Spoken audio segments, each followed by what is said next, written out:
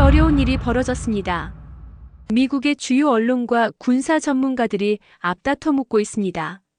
한국은 정말 핵잠수함을 완성한 것인가? 한국은 공식적으로 부인하고 있지만 외국 전문가들은 그 기술력과 움직임을 놓치지 않고 있다고 합니다. 과연 무슨 일인지 오늘의 사연 시작합니다. 안녕하세요. 저는 프랑스 브레스트 해군기지 인근에서 자란 군수 전문가 앙투안 르메르입니다. 한국이라는 나라를 제대로 알게 된 건 불과 몇 년 전의 일이에요. 그전에는 그저 아시아의 작은 나라 삼성과 현대가 있는 나라 정도로만 생각했었죠. 그런데 지금은 달라요. 한국은 제 인생을 완전히 바꿔놓은 나라가 되었습니다. 저는 조선소에서 잠수함을 조립하는 아버지를 보며 자랐어요. 어린 시절부터 거대한 철 구조물이 물속으로 사라지는 모습에 매료되었죠. 대학에선 자연스럽게 해양군수공학을 전공했습니다. 프랑스에서는 해군 기술이 국가의 자존심과도 같아요. 유럽 최대 방산 기업인 나발그룹에 입사했을 때의 자부심은 이루 말할 수 없었습니다. 특히 바라쿠다급 핵잠수함 개발팀에 배치되었을 때는 마치 하늘을 나는 기분이었어요. 20년 넘게 프랑스 해군 기술의 최전선에서 일했습니다. 그 누구도 따라올 수 없는 기술이라고 자부했어요. 특히 잠수함 기술은 프랑스의 자랑이자 저의 자존심이었죠. 세계 어느 나라도 감히 프랑스의 기술력을 넘볼 수 없다고 생각했습니다. 아시아 국가들은 더더욱 그랬어요. 그들은 우리 기술을 배우러 오는 학생들이라고만 여겼죠. 2021년 호주가 프랑스와의 디젤 잠수함 계약을 일방적으로 파기했어요. 그리고 미국과 핵잠수함 계약을 체결했죠.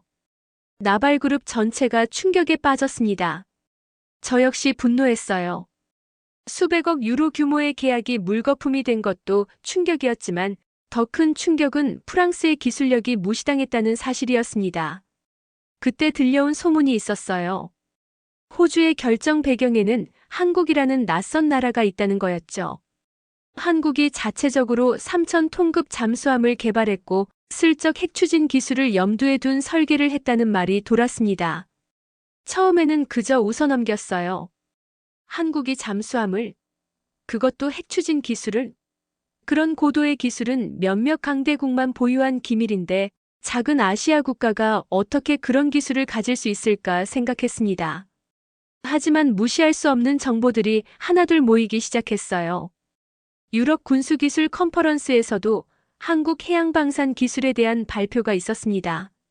냉소적인 시선으로 듣긴 했지만 그들이 보여준 자료는 무시할 수 없을 정도로 정교했어요. 호기심이 생겼죠. 이 모든 소문이 사실인지 직접 확인하고 싶었습니다. 그렇게 몇 년이 흘렀고 저는 용기를 내어 한국으로 향했어요. 딱 한 주 부산에서 열리는 방산 전시회에 참가하기 위해서였습니다. 사실 기대는 크지 않았어요. 아마도 기껏해야 다른 나라의 기술을 모방한 수준일 거라고 생각했죠. 그런데 그곳에서 보게 된 것은 제 모든 편견을 무너뜨리기에 충분했습니다. 부산 방산 전시회장에 들어서자마자 압도적인 규모에 놀랐어요. 이곳이 정말 한국인가 싶을 정도로 세계 각국의 방산 기업들이 모여 있었습니다. 하지만 제 눈길을 단번에 사로잡은 것은 전시장 중앙에 당당히 자리한 잠수함의 실물 모형이었어요. 도산 안창호함이라고 했죠.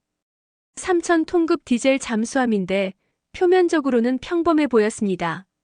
하지만 자세히 들여다보니 SLBM 잠수 한발 사탄도미사일 발사관이 6문이나 탑재되어 있었어요. 디젤 잠수함에 SLBM을 탑재한다? 기술적으로 불가능하다고 여겨졌던 일인데 말이죠. 그리고 곧 모의 발사 영상이 상영되었습니다. 수면 아래에서 미사일이 솟구쳐 하늘로 날아오르는 장면을 보는 순간 심장이 내려앉는 기분이었어요. 이건 단순한 시뮬레이션이 아니었습니다. 실제 발사 영상이었죠. 그리고 설명을 듣던 중 충격적인 말이 들려왔어요.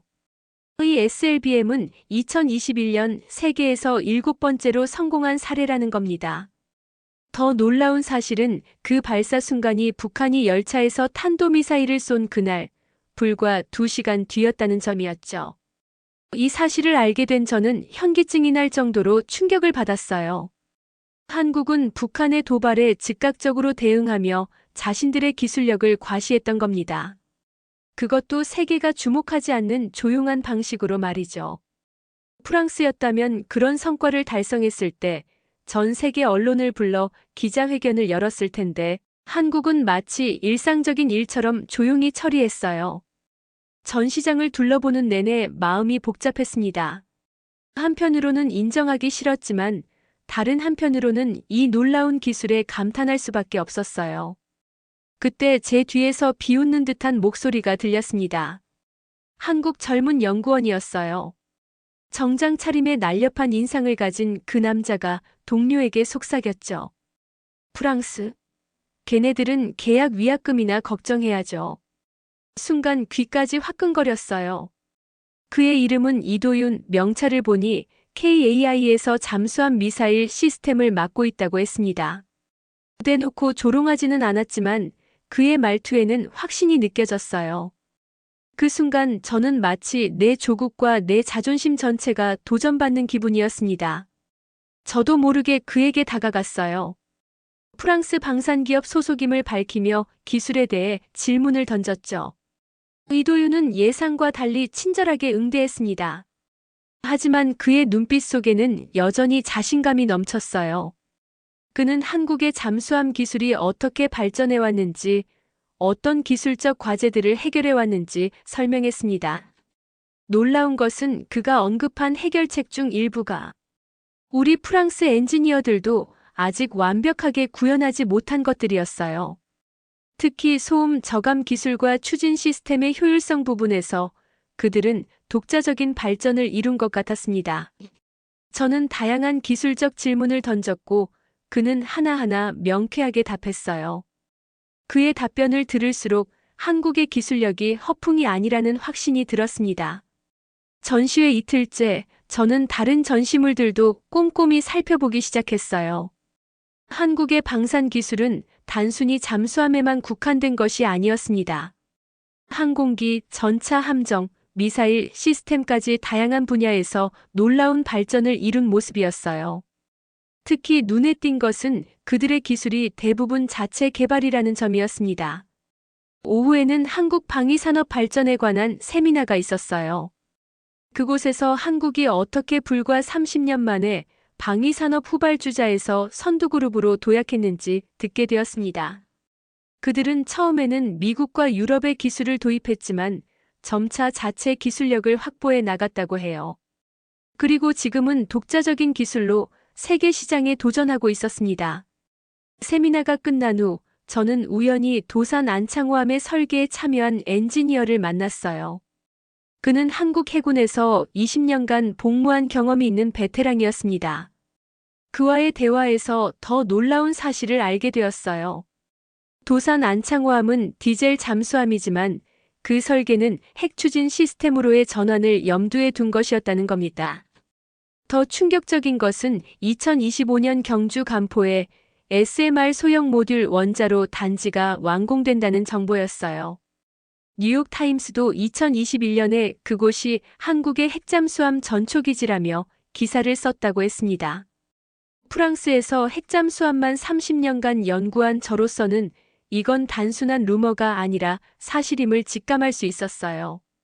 그날 밤 호텔방으로 돌아와 모든 정보를 되새겨 보았어요. 한국이 핵잠수함 기술을 보유했다는 것은 분명해 보였습니다. 하지만 그들은 왜 공식적으로 인정하지 않는 걸까요? 정치적인 이유일까 아니면 전략적인 판단일까 고민했어요. 인터넷에서 관련 자료를 더 찾아보기 시작했습니다. 놀랍게도 여러 군사 전문가들과 외신들이 이미 한국의 핵잠수함 개발 가능성에 대해 분석한 기사들이 있었어요. 미국의 한 군사 전문가는 한국이 기술적으로는 이미 핵잠수함을 건조할 능력을 갖추었지만 정치적 판단만 남은 상태라고 평가했습니다. 그리고 그 시기는 이미 몇 년 전이었어요. 다음 날 전시회에서 저는 의도적으로 다시 이도윤을 찾았습니다. 그와 좀 더 깊은 대화를 나누고 싶었어요. 다행히 그를 발견했고 점심을 함께 하자고 제안했습니다. 처음에는 경계하는 듯 했지만 프랑스 해군 기술에 대한 이야기를 시작하자 흥미를 보였어요. 식사를 하며 우리는 기술적인 이야기부터 시작했습니다. 프랑스의 바라쿠다급 잠수함과 한국의 도산 안창호함을 비교하는 대화였어요. 표면적으로는 두 나라의 기술 교류에 관한 대화였지만 사실 저는 그를 시험하고 있었습니다. 얼마나 깊이 있는 지식을 가지고 있는지, 정말 독자적인 기술을 보유한 것인지 확인하고 싶었어요. 놀랍게도 이도유는 바라쿠다급의 기술적 특성을 상당히 정확하게 알고 있었습니다. 심지어는 공개되지 않은 내부 구조에 대한 언급까지 했어요. 어떻게 그런 정보를 얻었는지 물었죠. 그는 웃으며 대답했습니다. 우리는 당신들이 생각하는 것보다 훨씬 오래전부터 세계의 기술을 연구해 왔어요. 단지 떠들지 않았을 뿐이죠. 점점 대화가 깊어지면서 저는 놀라운 사실을 더 알게 되었어요. 프랑스에서 바라쿠다급 개발에 썼던 출력 수준과 거의 유사한 설계도를 한국도 보유하고 있었습니다. 그들은 자체적으로 개발했다고 주장했지만 어떻게 이런 기술적 동기화가 가능한지 의문이 들었어요. 조심스럽게 핵추진 기술에 대해 물었습니다. 이도유는 잠시 망설이다가 흥미로운 대답을 했어요. 한국 정부는 핵잠수함 개발 계획은 없다고 일관되게 말해왔습니다. 그러나 기술적인 준비는 이미 완료된 상태라는 것이었죠. 그는 이렇게 말했어요. 우리에게는 선택권이 있습니다. 지금 당장 핵잠수함을 만들 수도 있고 필요할 때까지 기다릴 수도 있죠. 중요한 것은 우리가 할 수 있다는 사실이에요. 그의 말에 묘한 위압감을 느꼈습니다. 이것은 단순한 자랑이 아니었어요. 그는 사실을 말하고 있었죠. 제가 20년을 바친 기술이 이미 한국에서 조용히 구현된 것이었습니다. 어쩌면 우리보다 더 발전된 형태로 말이에요. 오후에는 함께 전시장을 돌아다녔습니다. 이도유는 친절하게 한국의 다른 방산 기술들도 소개해 주었어요. 특히 인상적이었던 것은 그들의 드론 기술이었습니다. 자율비행과 군집비행 기술은 세계 최고 수준으로 보였어요. 그리고 우연히 한국방위사업청의 고위 관계자와 마주쳤을 때 이도윤이 얼마나 존경받는 인물인지도 알게 되었습니다. 그날 저녁 이도윤은 저를 한국식 식당으로 초대했어요. 처음 먹어보는 한국 음식들과 함께 소주를 마시며 우리는 점점 더 개인적인 이야기를 나누게 되었습니다. 그는 어떻게 방산 분야에 뛰어들게 되었는지, 어떤 꿈을 가지고 있는지 말해주었어요. 이도윤은 원래 물리학자가 되고 싶었답니다. 그러나 대학 시절 북한의 핵실험 소식을 듣고 국가 안보에 기여하고 싶다는 생각에 방산 분야로 진로를 바꿨다고 해요. 그에게 국방기술은 단순한 직업이 아니라 사명과도 같았습니다. 그리고 그는 한국이 강대국 사이에서 생존하기 위해서는 독자적인 기술력이 필수라고 믿고 있었어요. 그의 이야기를 들으며 저는 점점 제 자신을 돌아보게 되었습니다. 프랑스에서 방산 기술자로 일하며 저는 무엇을 위해 일해왔을까요? 자부심, 경력, 돈. 분명 애국심도 있었겠지만 이도윤만큼 강한 사명감은 아니었던 것 같아요. 그리고 무엇보다 저는 프랑스의 기술적 우월성을 당연하게 여겨왔다는 사실을 인정할 수밖에 없었습니다. 소주 몇 잔이 들어가자 저는 솔직한 질문을 던졌어요. 당신은 왜 프랑스를 무시하는 것 같은가요? 첫날 들었던 그의 발언을 언급했죠. 이도윤은 잠시 생각하더니 진지한 표정으로 대답했습니다. 무시가 아니라 현실을 말한 것뿐이에요. 프랑스는 위대한 기술 강국이었고 지금도 그렇습니다. 하지만 당신들은 너무 과거의 영광에 안주하고 있어요. 세상은 빠르게 변하고 있습니다. 다음 날 아침 머리가 아팠지만 이도윤의 말이 계속 머릿속을 맴돌았어요. 세상은 빠르게 변하고 있다. 그리고 우리 프랑스는 과거의 영광에 안주하고 있다. 인정하기 싫었지만 그의 말이 맞다는 생각이 들었습니다. 전시회 나흘째 저는 한국 해군 관계자들이 참석하는 비공개 세미나에 초대받았어요. 이도윤의 배려였습니다. 그 세미나에서 한국의 해양 전략과 미래 계획에 대한 내용을 들을 수 있었어요. 물론 민감한 내용은 제외되었겠지만 그들이 공유한 정보만으로도 충분히 놀라웠습니다. 한국은 이미 차세대 잠수함 개발에 착수했다고 했어요. 그들은 그것을 단순히 봉황급이라고 불렀지만 전문가라면 누구나 그 설계가 핵 추진을 염두에 둔 것임을 알 수 있었습니다. 특히 인상적인 것은 그들의 접근 방식이었어요. 서구 국가들이 대체로 큰 예산을 투입해 거대한 프로젝트를 진행하는 반면 한국은 작은 단계들을 차근차근 밟아가며 기술을 축적하고 있었습니다. 세미나가 끝난 후 저는 한국 해군 제독님과 잠시 대화할 기회가 있었어요. 그분은 프랑스 해군과 협력 가능성에 대해 물었습니다. 저는 솔직하게 말했어요. 기술적으로 우리는 이미 경쟁자가 된 것 같습니다. 제독님은 미소를 지으며 대답하셨죠. 경쟁이 아닌 협력을 생각해보면 어떨까요? 세계는 너무 복잡해져서 혼자서는 모든 위협에 대응할 수 없습니다. 그날 오후 이도윤과 함께 부산 앞바다가 내려다 보이는 카페에 앉았어요. 그는 제게 물었습니다. 프랑스로 돌아가면 무엇을 보고할 건가요? 정직하게 대답했습니다. 한국의 기술력이 예상보다 훨씬 앞서 있다고요. 특히 잠수함과 미사일 기술은 세계 최고 수준에 도달했다고 말이죠. 이도윤은 고개를 끄덕였어요. 그리고 흥미로운 질문을 던졌습니다. 그렇다면 왜 세계는 여전히 한국을 기술 강국으로 완전히 인정하지 않을까요? 잠시 생각한 후 제 생각을 말했어요. 아마도 한국이 자신의 성과를 충분히 알리지 않기 때문일 겁니다. 프랑스라면 이런 기술적 성취를 이루었을 때 전 세계에 대대적으로 홍보했을 거예요. 이도윤은 웃으며 말했습니다. 그것이 바로 우리의 전략입니다. 우리는 보여주기보다 실제로 해내는 것을 중요시해요. 말이 많을수록 적은 경계합니다. 하지만 침묵하는 자는 더 큰 두려움을 줄 수 있죠. 그의 말에 깊은 통찰력이 느껴졌어요. 한국은 단순히 기술을 개발하는 것을 넘어 그것을 전략적으로 활용하는 방법까지 터득한 것 같았습니다. 저녁에는 이도윤의 동료들과 함께 식사를 했어요. 그들은 모두 한국의 방산 분야에서 일하는 젊은 엔지니어들이었습니다. 처음에는 약간 어색했지만 기술 이야기가 시작되자 금세 친근해졌어요. 그들과 대화하며 또 하나 놀라운 점을 발견했습니다. 그들은 모두 여러 나라의 언어를 유창하게 구사했어요. 프랑스어, 영어는 물론 러시아어, 중국어까지 말이죠. 그들에게 이유를 물었습니다. 한 엔지니어가 대답했어요. 기술은 언어에 담겨 있습니다. 우리가 세계의 기술을 이해하려면 그들의 언어부터 이해해야 했죠. 그들은 대학 시절부터 외국어를 집중적으로 공부했다고 합니다. 그리고 그 언어로 된 기술 논문과 자료들을 원문 그대로 읽었다고 했어요. 이런 접근 방식이 한국의 빠른 기술 발전을 가능하게 한 비결 중 하나였을 겁니다. 식사가 끝나고 호텔로 돌아오는 길에 많은 생각이 들었어요.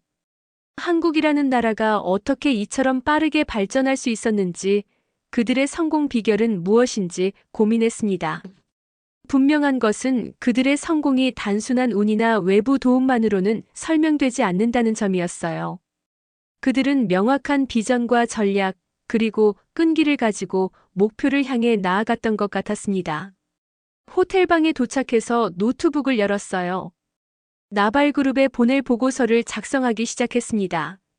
처음에는 단순히 한국의 기술 수준을 객관적으로 평가하려고 했어요. 하지만 글을 쓰면 쓸수록 제 보고서는 경고의 메시지가 되어갔습니다. 한국은 이미 우리와 동등한, 어쩌면 일부 분야에서는 우리를 넘어선 경쟁자라고요. 보고서를 다 쓰고 침대에 누웠지만 잠이 오지 않았어요. 제가 본 것들, 들은 것들이 계속 머릿속을 맴돌았습니다. 특히 이도윤의 마지막 말이 계속 생각났어요. 침묵하는 자는 더 큰 두려움을 준다. 한국은 자신들의 기술력을 과시하지 않음으로써 오히려 더 강력한 메시지를 전달하고 있었던 겁니다. 다음 날 아침 전시의 마지막 날이었어요. 이제 곧 프랑스로 돌아가야 했습니다. 마지막으로 이도윤을 만나 작별 인사를 나누고 싶었어요. 다행히 그를 전시장에서 발견했고 함께 커피를 마시자고 제안했습니다. 커피숍에서 이도윤과 마주 앉아 지난 며칠간의 경험에 대해 이야기했어요. 솔직히 말해보라고 했죠.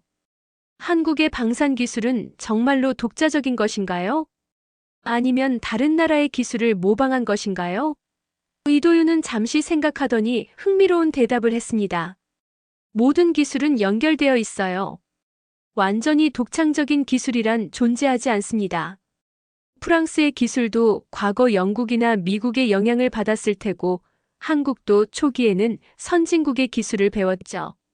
하지만 중요한 건 그 이유입니다. 우리는 단순히 모방하는 데 그치지 않고 우리만의 방식으로 발전시켰어요. 때로는 원래 기술보다 더 나은 방향으로요. 그의 말이 이치에 맞았습니다. 기술의 발전은 항상 이전 세대의 성과를 기반으로 이루어지죠. 프랑스도 처음부터 모든 것을 스스로 개발한 것은 아니었어요. 다만 우리는 오랜 역사 속에서 그 사실을 잊고 모든 것이 우리의 독창적인 성과라고 믿게 된 것일지도 모릅니다. 이어서 한국의 핵잠수함 개발 계획에 대해 직접적으로 물었어요. 이도윤은 조심스럽게 대답했습니다. 공식적으로 한국 정부는 핵잠수함 개발 계획을 부인하고 있어요. 그러나 기술적으로 우리는 이미 준비되어 있습니다. 언제든 결정만 내려진다면 3년 안에 첫 번째 핵잠수함을 진수할 수 있을 거예요. 그 말을 듣는 순간 프랑스의 바라쿠다급 개발에 10년 이상이 걸렸던 것이 생각났습니다. 한국이 정말 3년 만에 핵잠수함을 만들 수 있다면 그들은 이미 상당한 수준의 기술을 확보한 상태라는 의미였어요. 아마도 디젤 잠수함을 개발하는 과정에서 이미 핵추진 시스템을 위한 설계와 기술을 준비해 두었을 겁니다. 갑자기 궁금한 점이 생겼어요. 당신은 왜 이런 민감한 정보를 외국인인 저에게 말해주는 건가요? 이도윤은 미소를 지으며 대답했습니다. 우리가 나눈 대화 중 비밀은 없어요. 모든 내용은 공개된 자료나 추론 가능한 정보들이죠. 다만 당신이 직접 보고 들었기 때문에 더 실감나게 느껴질 뿐입니다. 그리고 이런 대화가 양국 간의 이해와 협력에 도움이 된다면 그것만으로도 의미가 있지 않을까요? 그의 말에는 자신감이 넘쳤어요. 한국은 더 이상 자신들의 기술력을 숨길 필요가 없다고 생각하는 듯 했습니다.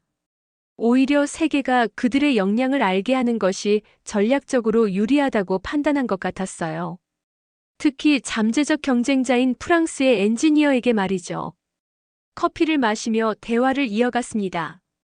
이도윤에게 한국이 이렇게 빠르게 기술 발전을 이룰 수 있었던 비결이 무엇인지 물었어요. 그는 3가지를 꼽았습니다. 첫째, 생존을 위한 절박함이요.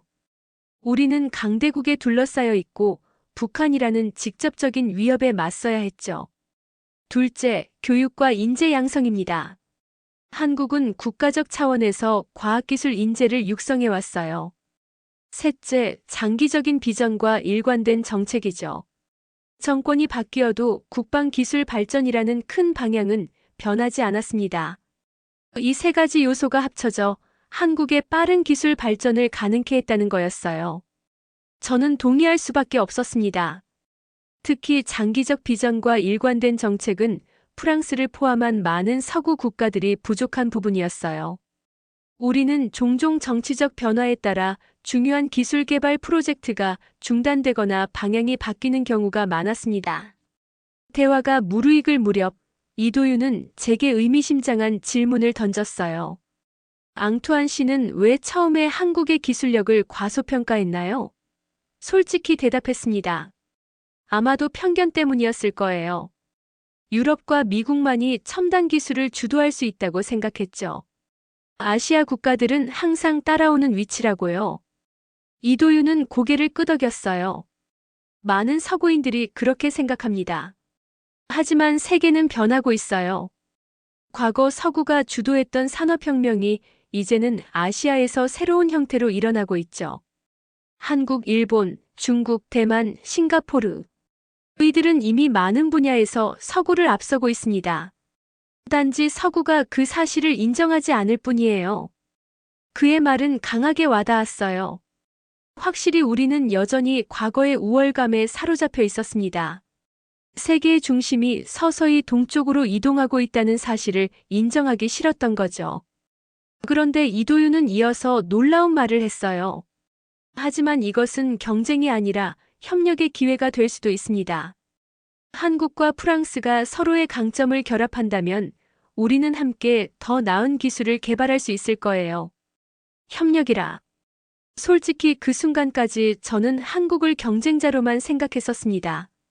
하지만 이도윤의 말처럼 협력의 가능성도 분명 존재했어요. 두 나라가 가진 서로 다른 접근 방식과 기술력을 결합한다면 정말 놀라운 성과를 이룰 수 있을 것 같았습니다. 전시회 마지막 날이었기에 이제 정말 작별할 시간이 다가왔어요. 이도윤에게 진심으로 감사를 표했습니다. 그는 제게 방명록에 좋은 말을 남겨달라고 부탁했어요. 저는 잠시 생각한 후 이렇게 썼습니다. 한국은 기술의 끝을 봤지만 그것을 과시하지 않는 법을 아는 나라입니다. 이것이 진정한 강대국의 품격이 아닐까요? 앙투안 르메르, 프랑스 나발그룹. 이도윤은 제 글을 읽고 감사의 뜻을 전했어요. 우리는 연락처를 교환하고 언젠가 프랑스에서 다시 만나기로 약속했습니다. 전시장을 나서는 순간 저는 이번 여행이 단순한 업무가 아니라 제 인생의 전환점이 될 것임을 느꼈어요. 프랑스로 돌아오는 비행기 안에서 저는 지난 일주일간의 경험을 정리해 보았어요. 한국에서 보고 들은 것들은 제 세계관을 완전히 바꿔놓았습니다. 이제 세계는 제가 생각했던 것보다 훨씬 복잡하고 다양한 힘의 균형 속에 있다는 것을 깨달았어요. 파리에 도착하자마자 나발그룹 본사로 향했습니다. 경영진과의 회의가 예정되어 있었어요. 그들은 한국의 방산 기술, 특히 잠수함 분야에 대한 제 평가를 듣고 싶어 했죠. 회의실에 들어서자 여러 임원들이 기대에 찬 표정으로 저를 맞이했습니다. 보고를 시작했어요. 가능한 한 객관적으로 한국의 기술 수준에 대해 설명했습니다. 도산 안창호함의 성능, SLBM 발사 능력, 그리고 핵추진 잠수함으로의 전환 가능성까지 말이죠. 말을 마치자 회의실은 침묵에 빠졌어요. 그들은 제 보고를 믿기 어려워하는 듯 했습니다. 한 임원이 물었어요. 이게 정말 사실인가요? 한국이 정말로 그런 기술을 보유하고 있다고 생각하십니까? 저는 단호하게 대답했습니다. 제가 직접 보고 들은 것을 말씀드린 것뿐입니다. 사실 제가 처음에는 반신반의했지만 이제는 확신해요.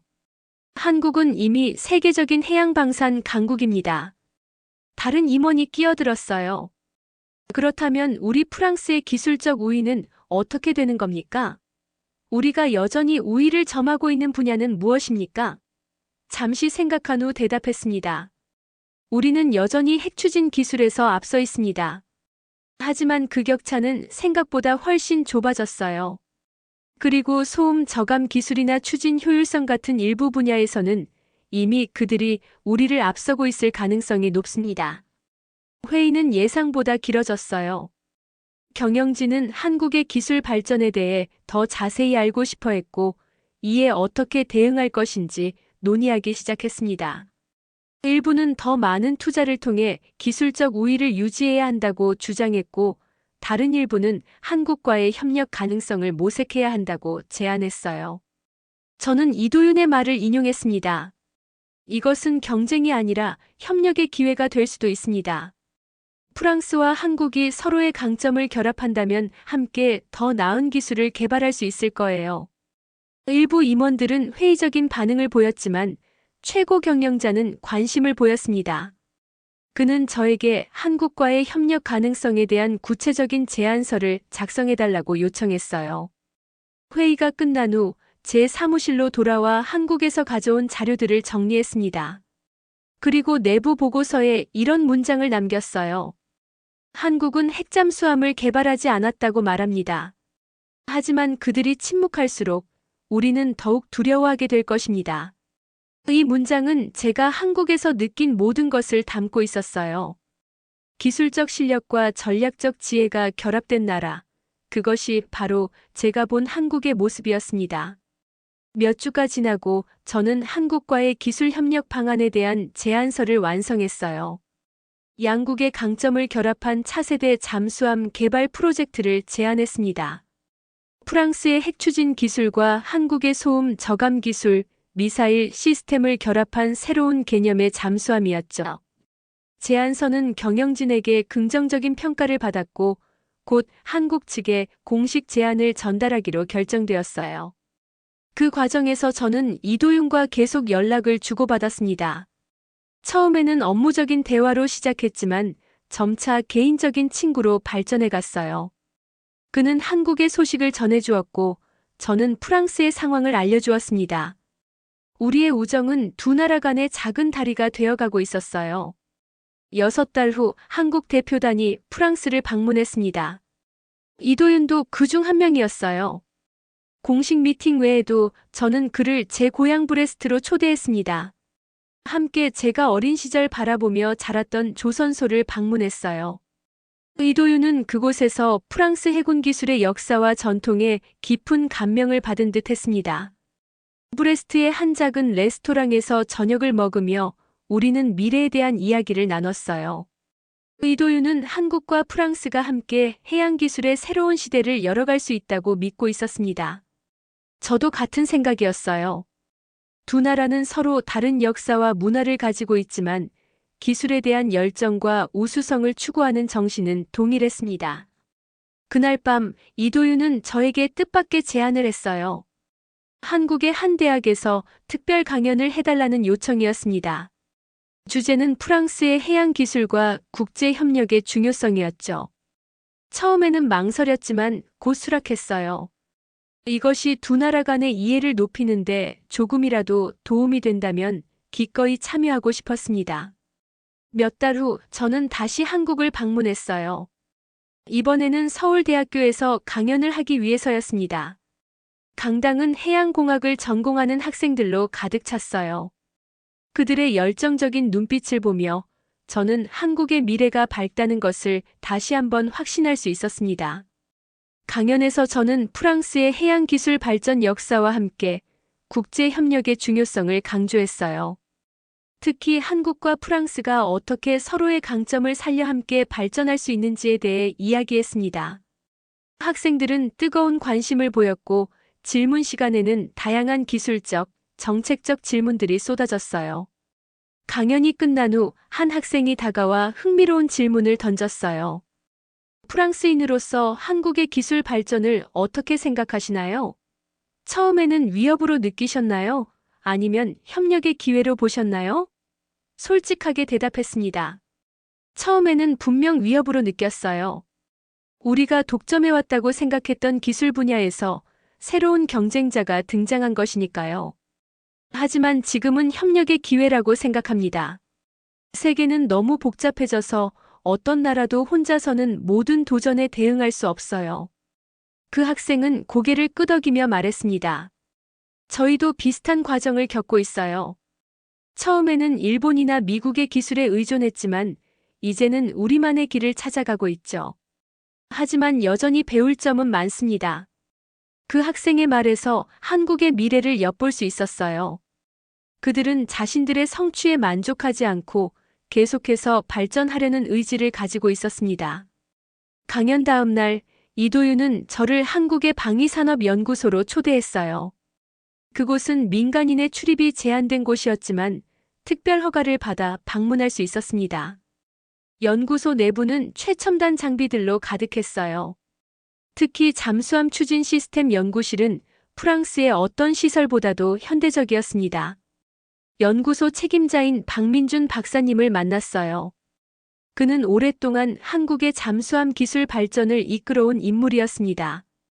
박사님은 한국의 기술 발전 과정에 대해 설명해 주셨어요. 처음에는 독일의 기술을 도입했지만 점차 자체 기술을 개발해 나갔다고 합니다. 특히 인상적이었던 것은 그들의 실패를 대하는 태도였어요.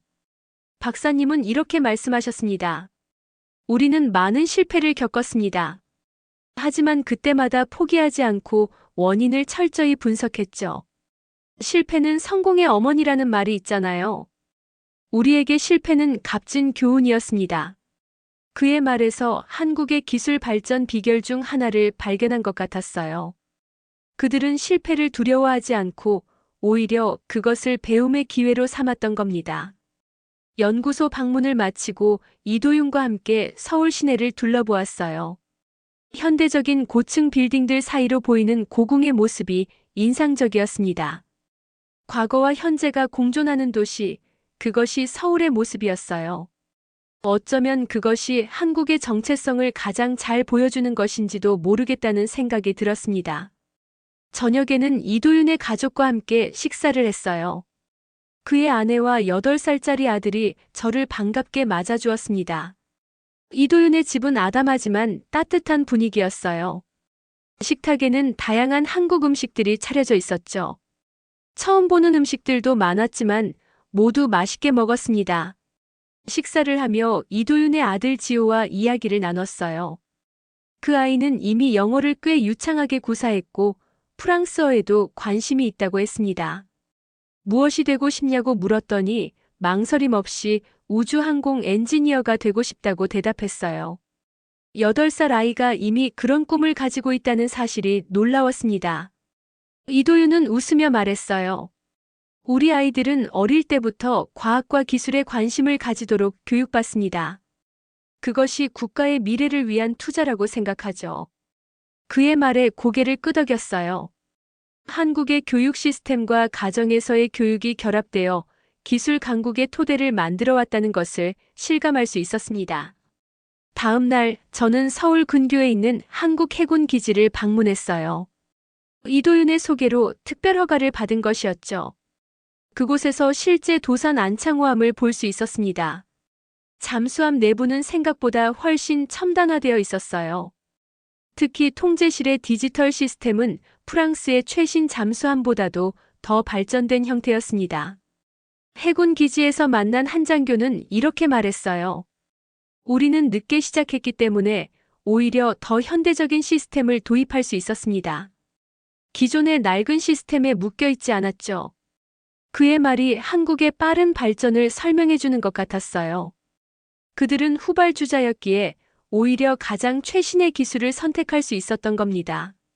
한국에서의 두 번째 방문은 일주일로 예정되어 있었지만 제 요청으로 열흘로 연장되었어요. 더 많은 것을 보고 배우고 싶었기 때문이었죠. 남은 기간 동안 대전의 국방과학연구소, 울산의 현대중공업조선소, 창원의 방산업체들을 방문했습니다. 방문할 때마다 한국의 방산 기술력에 더욱 감탄하게 되었어요. 특히 현대중공업의 스마트 조선소는 충격적이었습니다. 로봇과 AI 기술을 활용한 자동화된 생산 시스템은 세계 최고 수준이었어요.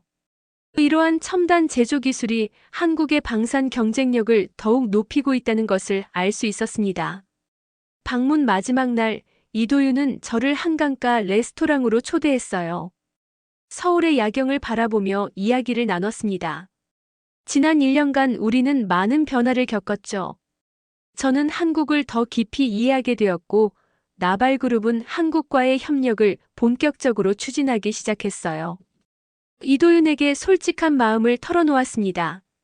처음 만났을 때는 당신을 경쟁자, 어쩌면 적으로 봤어요. 하지만 지금은 소중한 친구이자 동료가 되었습니다. 이도윤은 미소 지으며 대답했어요. 세상은 그렇게 변해가는 것 같아요. 우리가 서로를 이해하려고 노력할 때 적도 친구가 될 수 있죠. 한국에서 돌아온 후 저의 역할은 크게 변화했어요.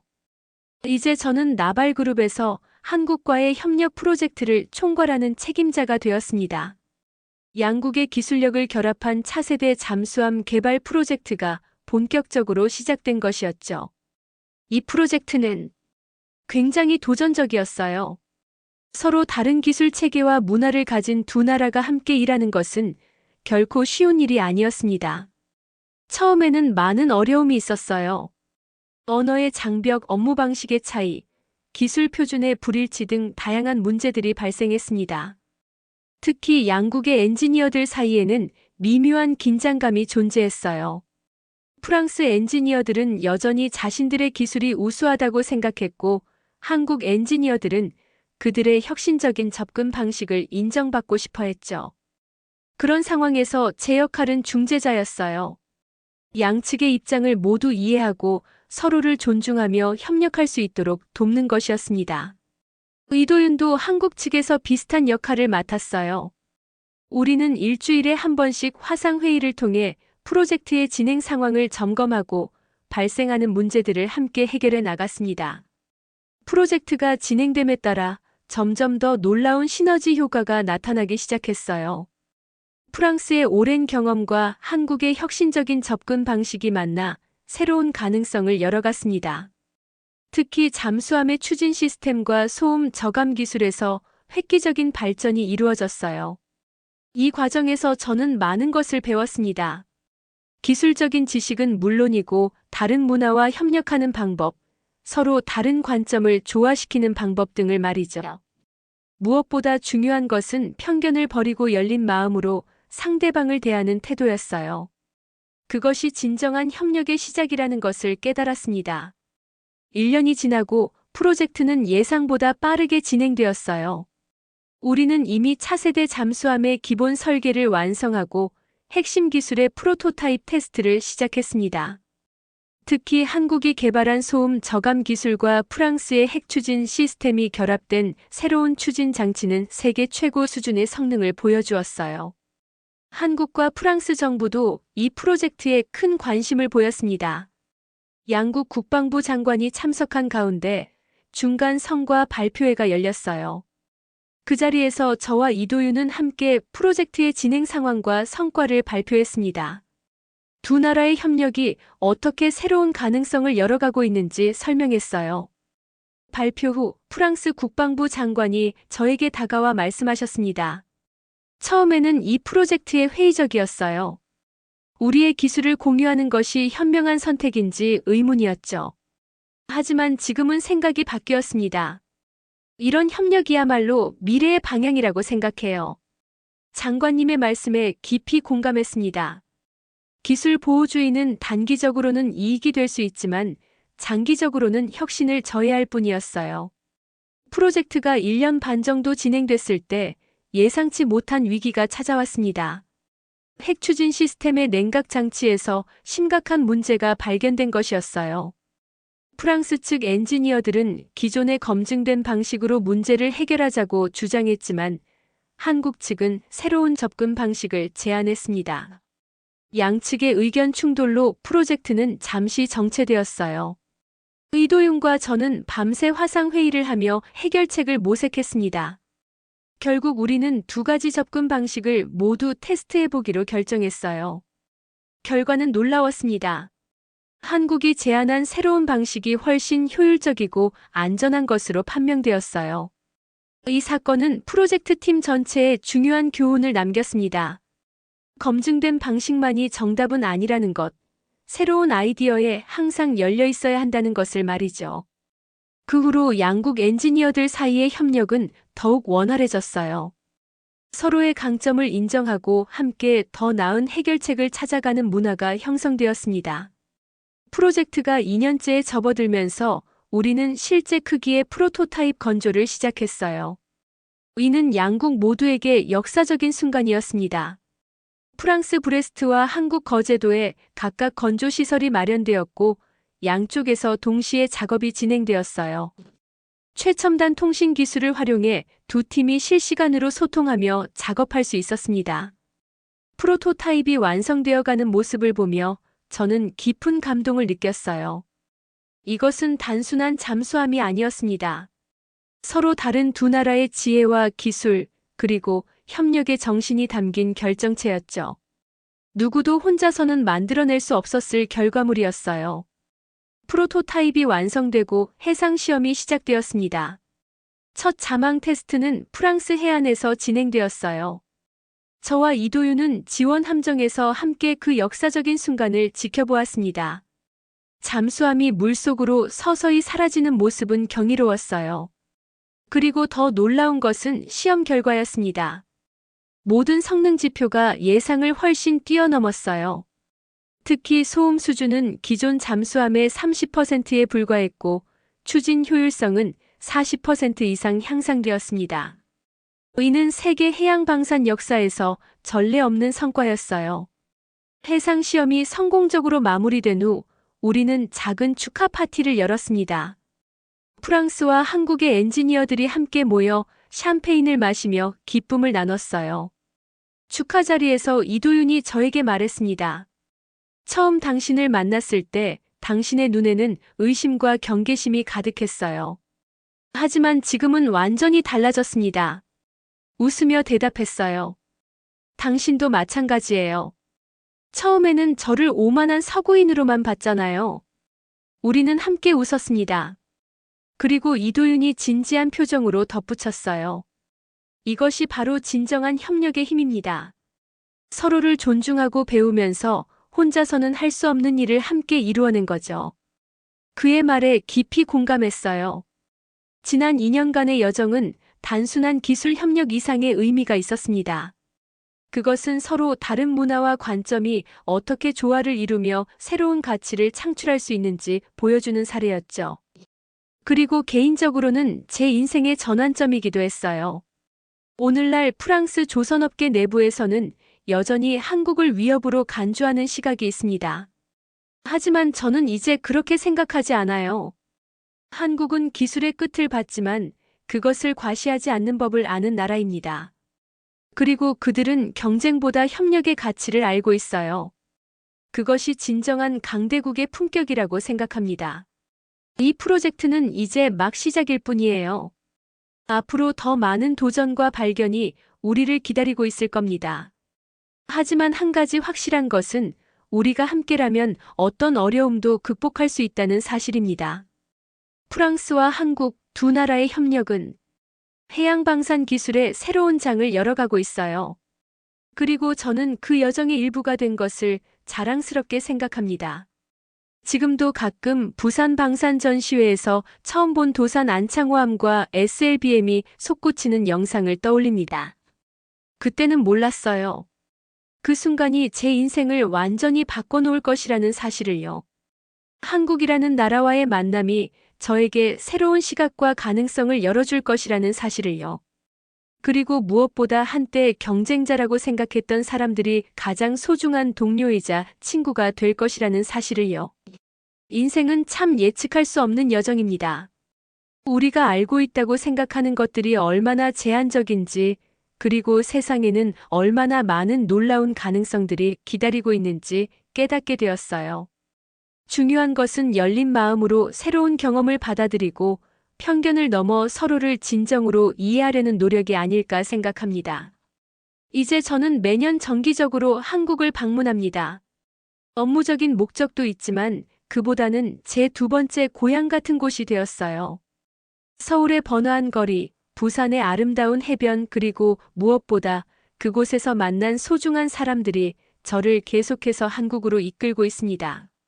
이 이야기에 교훈이 있다면 아마도 이것일 거예요. 우리가 가장 두려워하는 대상, 가장 경계하는 상대가 때로는 가장 중요한 파트너가 될 수 있다는 것. 그리고 진정한 강함은 혼자서 모든 것을 이루는 것이 아니라 서로의 강점을 인정하고 함께 성장해 나가는 데 있다는 것을 말이죠. 한국과 프랑스의 협력 프로젝트는 앞으로도 계속될 것입니다. 그리고 저는 이 여정의 한가운데서 두 나라의 다리 역할을 계속해 나갈 것이에요. 그것이 제가 찾은 새로운 사명이자 제 인생의 가장 큰 보람이 되었으니까요.